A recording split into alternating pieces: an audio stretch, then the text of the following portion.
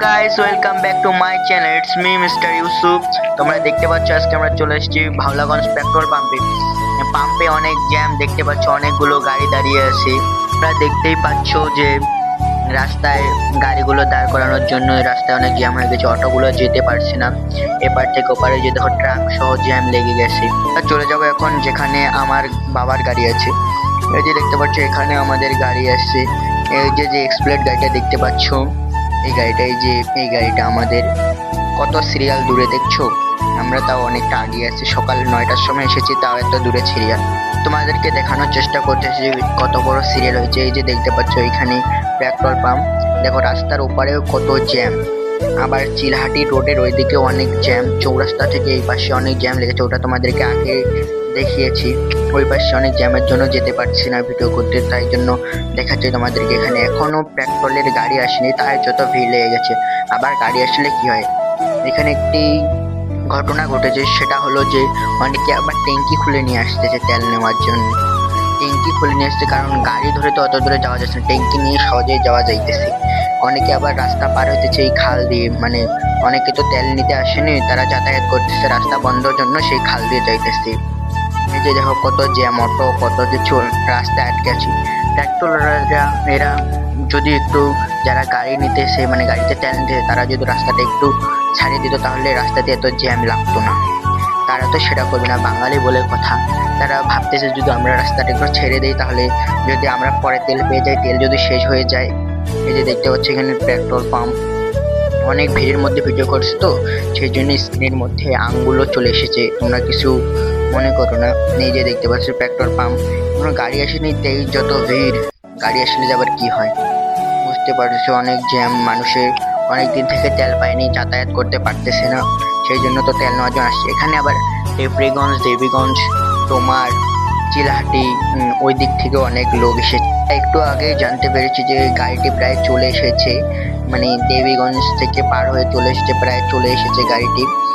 একটু পরেই এই যে দেখতে পাচ্ছ গাড়িটি চলে এসেছে, তারপরে তেল ঢালা হবে, তারপর তেল দেওয়া শুরু হবে। আবার অনেকে এখানে ঘোষণা দিয়েছে, মানে পেট্রোল মালিকরা ঘোষণা দিয়েছে যে 200 টাকার বেশি তেল দেওয়া হবে না, যেহেতু তেলের খুব সংকট, সেই জন্য 200 টাকা পরিমাণ তেল দেওয়া হবে। এই যে গাড়িটি দেখতে পাচ্ছ যেখানে পেট্রোল ঢালা হয় সেখানে চলে গেছে। তো তোমরা দেখতেই পাচ্ছ পেট্রোল ঢালা হচ্ছে এখানে, যেখানে পেট্রোল দেয় তারা পেট্রোল ঢালতেছে।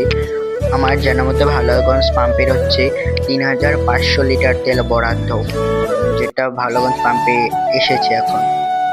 এই যে দেখতে পাচ্ছ এখানে দাঁড়িয়ে আছে যে কালো ক্যাপ পরা, অনেক দূরে সিরিয়াল, ঢাকা থেকে এসেছে, এখন তেলের জন্য ঢাকা যেতে পারছে না কর্মস্থলে, তাই আমরা চলে এসেছি তেল নেওয়ার জন্য। এই যে দেখতে পাচ্ছ কত বড় সিরিয়াল, এই সিরিয়ালে দাঁড়িয়ে কি তেল নিতে পারবো কতক্ষণে। সেই সকাল 9টার সময় এসেছি, এখন প্রায় 3টা-4টা বাজে, এখন গাড়ি ঢুকলো, তেল দিবে, তা কখন নিতে পারি তারও ঠিক নেই। রাস্তায় অনেক আবার জ্যাম লেগে গেছে, লাইন কত বড় লাইন হয়েছে ভাবতে পারছি না, প্রায় 1 কিলোমিটার গাড়ি, প্রায় 2 থেকে 3 হাজারের বেশি গাড়ি আছে তেল নেওয়ার জন্য। আমাদের পঞ্চগড় জেলার এই এলাকাটা থেকে এত পরিমাণ বাইক আছে এটা আগে জানা ছিল না। যদি তেলের সংকট না হতো তাহলে আমি বুঝতেই পারতাম না যে আমাদের পঞ্চগড় জেলার এই এলাকাটাতে এতগুলো বাইক চালক আছে। আর প্রথমে ঘোষণা দিয়েছিল যে বাইকের কাগজ লাগবে, হেলমেট লাগবে, তাই মানে তখন একটু জ্যাম ছিল। পরে যখন জানা গেছে যে বাইকের কাগজ ছাড়াও তেল দিবে, তখন গাড়ির ভিড় লেগে গেছে। মনে হচ্ছে যদি ঢাকার গুলশানে যে সেকেন্ড হ্যান্ড বাইকগুলো বিক্রি করে, সেখানেও মনে হয় এত বাইক আসে না বিক্রি করার জন্য, যত বাইক এখানে তেল নেওয়ার জন্য এসেছে। এখন আমরা চলে যাব যেখানে তেল দিতেছে, ওইখানকার কি অবস্থা ওটা দেখবো। তা দেখতেই পাচ্ছ হাজার হাজার গাড়ি, হাজার হাজার মানুষ, তারা গাড়িতে বসে থাকতে থাকতে বিরক্ত হয়ে হাঁটে চলে যাচ্ছে। আমি এখন একটি ভ্যানের উপরে দাঁড়িয়ে আছি, ভিডিও শট নিচ্ছি এই ভ্যানের উপরে দাঁড়িয়ে। এই ভ্যানেরও যাত্রীগুলো জ্যামে আটকে গেছে, সেই জন্য আমি এখানে দাঁড়িয়ে শটটা নিতে পারছি। ওই যে দেখতে পাচ্ছ পাম্প, ওইখানে তেল দেওয়া হচ্ছে, এখানে হাজারো হাজারো গাড়ি। এই যে পাশে একটি অটো দাঁড়িয়ে আছে, অনেকে মানে বলছিল যে হেলমেট ও লাইসেন্স ছাড়া তেল দিবে না, সেই জন্য অনেকে আবার হেলমেট পরে গেছে। তোমরা দেখতেই পাচ্ছ ওই যে পাম্পে তেল দিতেছে, এদিকে অনেক ভিড়, হাজার হাজার গাড়ি। এরকম গাড়ি আমার জীবনও একসাথে দেখিনি, মনে হয় অনেকেই দেখেনি। এই 2026 আমাদেরকে সেটা দেখালো। এই ঈদে মানুষের অনেক ভোগান্তির সমস্যা হয়েছে এই তেলের জন্য। আপনারা দেখতেই পাচ্ছেন এই হাজারো হাজারো গাড়ি, মনে হয় পুরো এলাকার মানুষগুলোই চলে এসেছে, কেউ কেউ টাঙ্কি খুলে নিয়ে এসেছে।